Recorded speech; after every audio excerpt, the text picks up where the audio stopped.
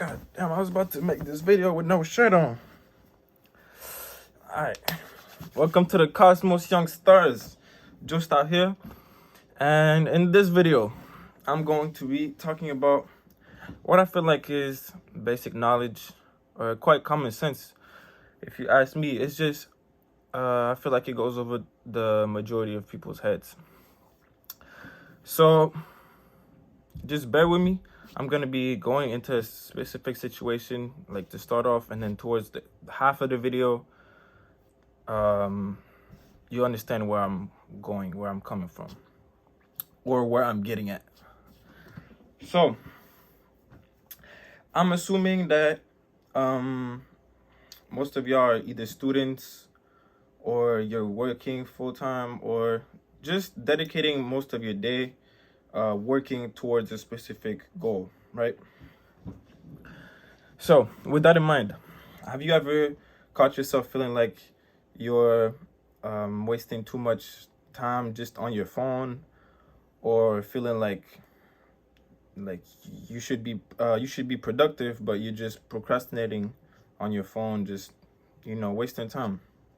If you have, then I guess you're just normal for in the present tense. Everybody be doing that. But when you've caught yourself feeling that way, or having those thoughts, did you deepen your reflection on what you're doing, or what you should be doing? Or did you, let's say, just call or text somebody saying, oh, I can't focus, like I'm procrastinating, etc., etc., maybe just to get some type of relief or reassurance from them? Well, if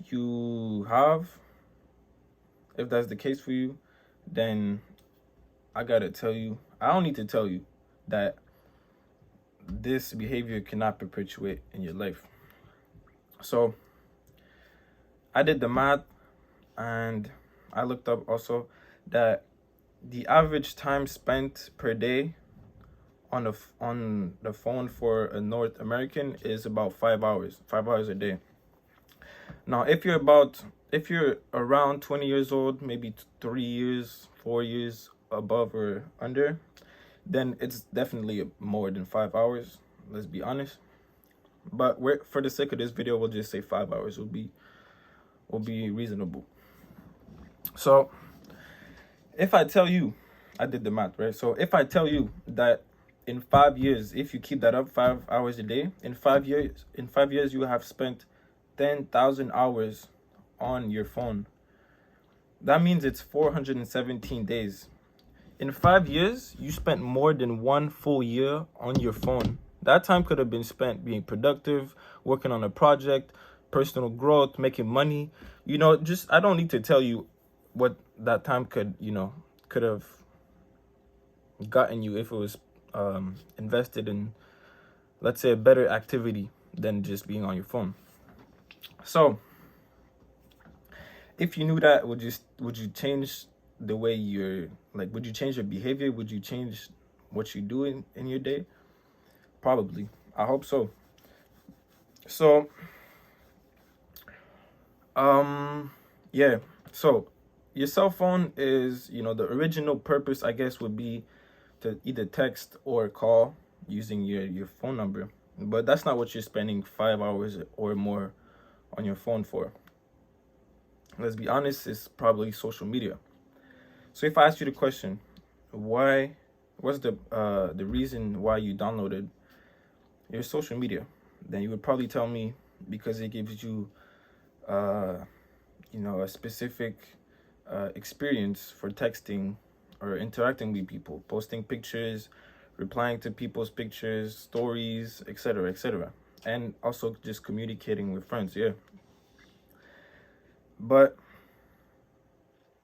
now, if you're happy with spending or wasting your time on your phone, like the majority of the day, then that's fine, do you. But if you're not, here is where I'm getting at. The approach you had when downloading these social media or whatever you're wasting your time on is called the any benefit approach. That means you downloaded these apps or tools. Let's say tools, right? You've downloaded these tools. So where's the book at? You've downloaded these tools for the simple reason that it gives you or a benefit or 2-3 benefits. That's it. You didn't ask yourself 2 questions. It benefits me in that way. It allows me to do this or that. I'm downloading it or I'm using it. If, like I said, you're a student, you're working towards a goal or whatever, you're working towards a goal, you're dedicating your time on something specific, then wasting that much time on your phone might not, like, it might not benefit you, towards, like, for your goal, for the sake of your goal. So if you have projects in life, which I hope you do, here is what, I'm offering or proposing the idea. It's called, as opposed to the any benefit approach, it's called the craftsman approach. So it's compared to the any benefit, which you just adopt a tool just for the simple sake of benefiting you in a way. The craftsman approach evaluates the positives and the negatives of the usage of a tool, for example, before using it. Like, if the benefits outweigh the negatives, then I guess it's good to use that. But if the negative consequences are just, outstand the benefits you're getting from using that, then what's the point? There's no benefit for you using that. So let's say, right, you're a model and Instagram would be good for you. It'll be a good tool, post pictures, maybe attract agencies, I think they're called, something like that. Yeah, it'd be good to contact certain people, important people, doing networking, right? But if you're spending most of your day just scrolling on Instagram, just doing nothing important, then that's not benefiting you. It's just you're just losing your time. It's not a good tool for you, So maybe you'd want to do a different use a different tool, get a different approach. So hold on, give me a second, bro. So I got this. My bad. So I learned about the any benefit approach and the craftsman approach from this book, Atomic Habits. But in this book, the view, or like the approach he has on these 2 approaches I spoke about, is more related to a specific business field. And I guess it makes sense because in business, I'm gonna give you an example, right? So let's say you want to start a cooking business, right? You just cook at home and then you want to sell meals, etc., etc. You could have 2 options. The first option would be to, hire an assistant to help you cook faster, to make, sell food faster, which is an attractive option because you can sell food faster. The other option would be just to cook by yourself, be less efficient, but pay for marketing. So it might be less attractive because you'll sell food slower, but you'll be able to reach more people with your marketing. Now everything is subjective, right? Depending on your goal and what you're trying to reach, then the different option will be subjective. The point is just to evaluate, which is benefiting you more or less. You feel me? So in business, I feel like it's common sense because everything you do is calculated. You're planning everything. But that's the point of this. Like, I when I read this, I figured it's a great theory, and it could be applied for anything in your life. That's the point of this video. I want you to be able to, reflect on this and be able to apply it for everything in your life. Small decisions, So, yeah. I'll link the book in the description of the video. It's a great book. It talks about habits. This book could really change your life. Helps you adopt good habits, etc., etc.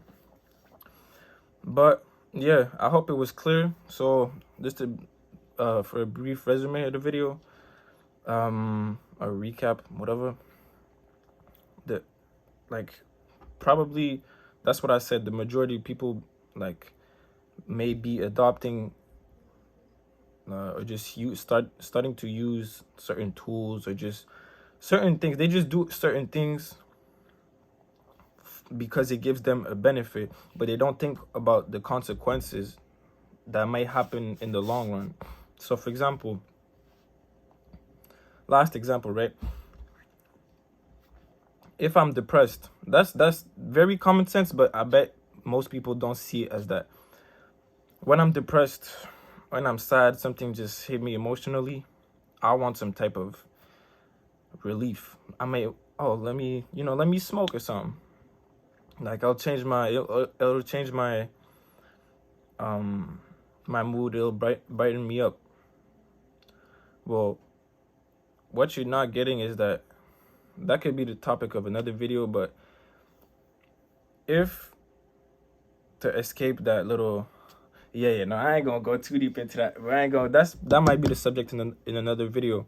But basically, if you relieve yourself without thinking of the consequences, let's say smoking, then your brain will just think like, oh, it's easy, and it's accessible, it's easy, and it relieves my pain easily.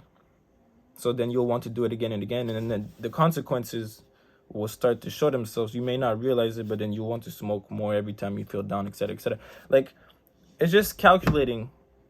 Is the action you're taking, the thing you're using, is it going to benefit you more than it is going to burden you or do you wrong, right? So that's it for the video. Appreciate you for watching, and then I'll see you guys in the next one.